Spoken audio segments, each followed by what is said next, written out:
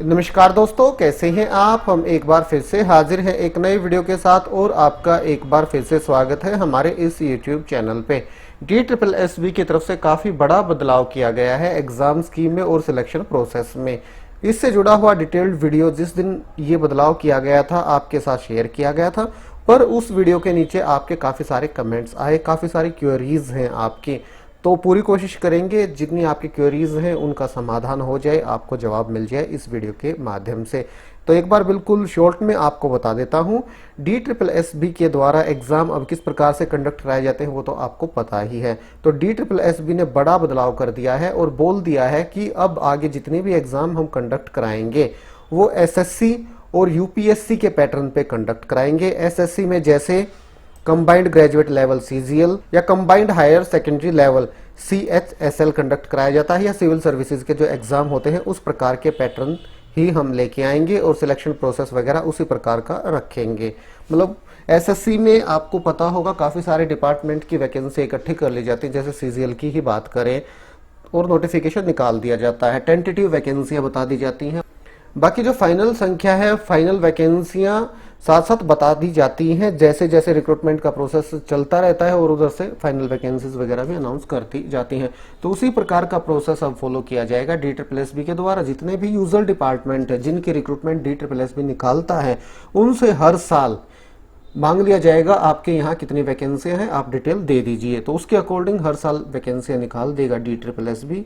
कम हो ज़्यादा हो कितनी भी हो पर निकाल देगा, क्योंकि कॉमन एग्जाम होने हैं तो अलग अलग कैडर डिसाइड कर दिए गए हैं DSSB के द्वारा। मतलब बंच बना दिया गया है जो कॉमन पोस्ट थी उनका और जिनकी कॉमन क्वालिफिकेशन थी।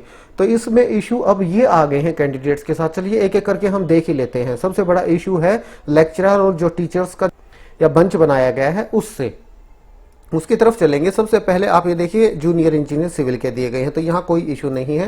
1 टीयर ही एग्जाम हो सकता है, 1 टीयर टेक्निकल ही ले सकते हैं। कुछ जनरल अवेयरनेस जीके वगैरह से पूछ ली और बाकी सिविल इंजीनियरिंग से जुड़े हुए पूछ सकते हैं। डिप्लोमा इन सिविल इंजीनियरिंग मांगा गया है तो कॉमन है, यहाँ कोई इशू नहीं होना है। इसी तरह से जूनियर इंजीनियर इलेक्ट्रिकल में भी कोई इशू नहीं होना है, सिंगल टीयर एग्जाम से सिलेक्शन हो सकता है। असिस्टेंट इंजीनियर इलेक्ट्रिकल में भी यही हो सकता है। इसके बाद मैट्रिकुलेशन और इक्विवेलेंट की जो वैकेंसियां हैं उसमें आप देखेंगे PA2 secretary, LDC, junior stenographer, stenographer English, stenographer Hindi, LDC और जूनियर सेक्रेटरीट असिस्टेंट इसमें शामिल हैं। तो यहाँ टेस्ट तो एक कॉमन लिया जा सकता है, पर इनमें से कुछ पद ऐसे होंगे जिसमें स्किल टेस्ट मांगा जाएगा। तो स्किल टेस्ट अलग से हो सकता है वैकेंसी के अकॉर्डिंग, पोस्ट के अकॉर्डिंग। बाकी एक रिटन एग्जाम इनका कॉमन हो सकता है, यहाँ पे भी कोई इशू नहीं आना है। इसी तरह से 12th पास और इट्स इक्विवेलेंट की जहां तक बात है, इनके लिए भी स्किल टेस्ट अलग अलग हो सकते हैं, रिटन टेस्ट एक कॉमन हो सकता है। कोई किसी को भी किसी प्रकार का इशू इसमें नहीं होगा। 12वीं पास मांग रखा है। और असिस्टेंट टीचर प्राइमरी के लिए भी, चाहे किसी भी डिपार्टमेंट के लिए निकाले, NDMC के लिए हो या फिर डायरेक्टरेट ऑफ एजुकेशन के लिए हो या MCD के लिए हो, मिनिमम जो क्वालिफिकेशन है वो बिल्कुल सेम है, सिलेबस भी बिल्कुल सेम है, तो एक कॉमन एग्जाम यहाँ पे भी हो सकता है। इसके बाद ड्राफ्ट्समैन सिविल के लिए भी हो सकता है एक कॉमन एग्जाम, स्टोर कीपर के लिए भी हो सकता है और ड्राइवर के लिए भी कॉमन एग्जाम हो सकता है, क्योंकि 10वीं पास यहाँ मांगा गया है। स्किल टेस्ट अलग अलग हो जाएगा, हैवी मोटर व्हीकल के लिए अलग और लाइट मोटर व्हीकल के लिए अलग, तो स्किल टेस्ट अलग अलग हो सकता है। इसके बाद लैब टेक्नीशियन, फार्मिस्ट डिस्पेंसर, तो इनके लिए कॉमन एक एग्जाम हो सकता है। अलग्जरी नर्स, मिडवाइफ, इनके लिए भी कॉमन एग्जाम एक ही हो जाएगा। इसके बाद बारी आती है सेक्शन ऑफिसर हॉर्टिकल्चर, ये एक हो सकता है। लीगल असिस्टेंट के लिए भी एक हो सकता है। लेक्चरर और पोस्ट ग्रेजुएट टीचर की जहां तक बात है तो इनके लिए एक एग्जाम के द्वारा सिलेक्शन नहीं कराया जा सकता। एक एग्जाम की अगर बात करें तो लेक्चरर भी अलग अलग सब्जेक्ट के होंगे और PGT टीचर भी अलग अलग विषयों के होंगे।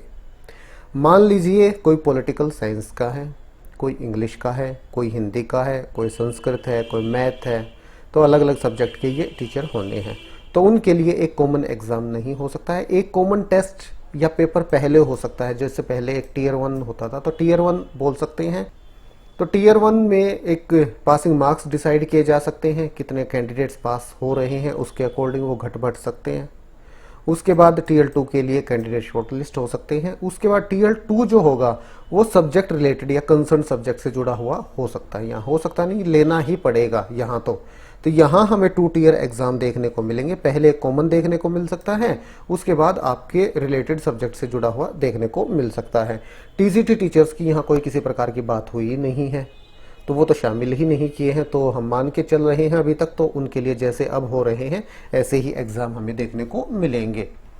यहाँ साफ साफ लिखा है DSSS देखिए, seeking indents for the above post from the user departments on annual basis for conducted combined exam. Annual basis पे वैकेंसियां मांग ली जाएंगी यूजर डिपार्टमेंट से और उसी के अकॉर्डिंग फिर एग्जाम कंडक्ट कराए जाएंगे। वैकेंसियां किसी साल कम हो सकती हैं, किसी साल ज़्यादा हो सकती हैं, डिपार्टमेंट के अकॉर्डिंग उस पर डिपेंड वो करता है। और जो OARS मॉड्यूल है DSSS का, उसमें भी काफ़ी सारे अब बदलाव किए जाएंगे। अभी होता क्या है, एक कॉमन वैकेंसी, मान लीजिए हम PRT की ही यहाँ बात कर रहे हैं, एक पकड़ के चलते हैं PRT, तो PRT की MCD के लिए अलग से आ गई, डायरेक्टरेट ऑफ एजुकेशन के लिए अलग से वैकेंसी आ गई, कैंडिडेट्स ने आवेदन कर दिया दोनों के लिए। इसी तरह से कई बार LDC में भी होता है। और बाकी जो TGT की वैकेंसियाँ होती हैं, काफ़ी सारे ऐसे कैंडिडेट्स होते हैं जो 2 या 3 सब्जेक्ट के लिए एलिजिबल होते हैं, तो वो एग्ज़ाम दे देते हैं और कई कैंडिडेट्स का 2 जगह या 3 जगह सिलेक्शन हो जाता है। तो 3 जगह अगर सिलेक्शन हो गया तो वो ज्वाइन तो एक ही जगह करेगा, 2 जगह वो ज्वाइन नहीं करेगा। तो वहाँ रिक्रूटमेंट का प्रोसेस जितना भी लंबा चला, जितना भी टाइम कंज्यूमिंग था, उस कैंडिडेट ने ही फॉलो किया, पर लास्ट में जाके उसने 2 जगह ज्वाइन नहीं किया, 1 जगह ज्वाइन कर लिया, तो 2 जगह वैकेंसी खाली रह गई, वो पोस्ट खाली रह गई। उसके बाद वेटिंग पैनल में से कैंडिडेट को बुलाया जाता है, तो प्रोसेस काफ़ी लंबा हो जाता है और काफ़ी लंबे समय तक वो पोस्ट फिर खाली रह जाती है। तो इसका भी इसमें समाधान किया गया है। आपसे प्रेफरेंस मांग लिया जाएगा। मान लीजिए जूनियर इंजीनियर की वैकेंसी 5 अलग अलग डिपार्टमेंट में निकली हुई हैं, तो आपसे पहले फॉर्म भरते वक्त प्रेफरेंस मांग लिया जाएगा। आप अपना प्रेफरेंस दीजिए, मेरा पहला प्रेफरेंस MCD हो गया, दूसरा NDMC हो गया, या तीसरा PWD हो गया, या जो भी डिपार्टमेंट है वो आपसे प्रेफरेंस ले लिया जाएगा। और मेरिट के अकॉर्डिंग जो आपका फर्स्ट प्रेफरेंस है, अगर उसमें ही आपका नंबर आ गया तो फिर उसमें बदलाव नहीं किया जाएगा। ये देखिए साफ साफ यहाँ लिख दिया गया है, not considering the candidate for any other option once he she has been allocated his her first available preference as per the inter merit. तो मेरिट के अकॉर्डिंग उसके प्रेफरेंस के हिसाब से उसे वो पोजीशन या वो पोस्ट दे दी जाएगी, उसके बाद उसमें कोई बदलाव नहीं किया जाएगा। तो उसमें होगा क्या, एक कैंडिडेट का सिलेक्शन एक ही जगह होगा, चाहे एक वैकेंसी अलग अलग 10 डिपार्टमेंट के लिए हो, उसके बाद आगे दूसरे कैंडिडेट को कंसीडर कर लिया जाएगा। तो इसमें काफ़ी बड़े बड़े बदलाव किए गए हैं और ये 2022 और उसके बाद जो वैकेंसियां आएंगी उन पे ये लागू हो जाएगा। बाकी अभी जो पोस्ट बची हुई हैं PRT की, अगर ये दोबारा से PRT के फॉर्म ओपन होते हैं तो हो सकता है ये लागू हो जाए, मतलब कुछ श्योरिटी नहीं है। 21 पोस्ट कोड की 1390 ऐसी वैकेंसियां हैं जिनके लिए अभी DSSS के द्वारा शेड्यूल जारी किया जाना अभी तक जारी नहीं किया गया है। तो मोस्ट प्रोबेबली ये एग्ज़ाम या तो दिसंबर में होंगे, दिसंबर में होते हैं तो ये 2022 और उसके बाद का बोला है, दिसंबर में होते हैं तो पुराने हिसाब से ही ये हो जाएंगे। और अगर रीओपन होते हैं फॉर्म, बदलाव तब तक DSSS भी अपने पूरे मॉड्यूल में कर लेता है, तो फिर हमें नए पैटर्न में ये देखने को मिल सकते हैं। तो इसमें PRT की वैकेंसियाँ भी शामिल हैं इन 1390 में। तो देखते हैं, कोई नई अपडेट आएगी आपके साथ शेयर करेंगे। फिर भी अगर आपकी कोई क्वेरी है तो इस वीडियो के नीचे आप कमेंट कर सकते हैं, आपको उसका जवाब जरूर से जरूर दिया जाएगा। अगर कमेंट में नहीं तो अगले किसी वीडियो में आपके साथ बिल्कुल डिटेल से उसके बारे में बात करेंगे। तो ठीक है दोस्तों, यही जानकारी आप तक पहुंचानी थी वीडियो के माध्यम से। वीडियो अच्छा लगा तो इसे लाइक और शेयर करें। फिर मिलते हैं किसी DSSS की लेटेस्ट अपडेट के साथ, तब तक के लिए नमस्कार।